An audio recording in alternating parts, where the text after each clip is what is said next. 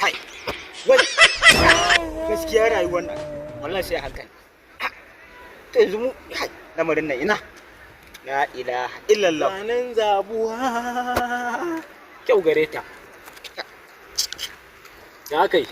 Ka bari. Ai kai kadai ka zo ka tsaya wani surutu kace hakan aka ce ka tabe a ce wa kai baka tabe ba kuma kai nan kullun sai ka je ka ja wiwi. Wallahi ka bari. Ai ne yanzu abin da yake cikin kannan na mata gaicin da ya dame ni. Ahmed GDK. Yanzu talaka kasar nan na disa kansa. A ce yar sigarin ma yanzu kara ya koma naira 50. Daga kai zuƙa bi shikenan. Ta zama 100 ma mana. Abada Allah. Zama 100 talaka ina zai saka shi jama'a. Sigarin kai zuƙa bi ta kare na gani abadan Allah. Na ganka kana kyau ne kwana biyu ka rage shan sigari yasa naga fuska. Kaman ya dan yi baki wallahi.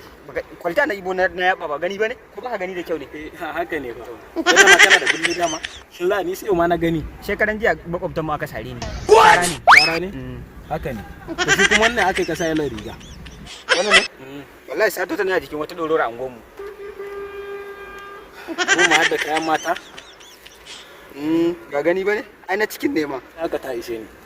Ko ba komai ana samu rabona ban gangara gidan mu ni iya wannan mata ishe ni caji. Allah sa maza da su gaba.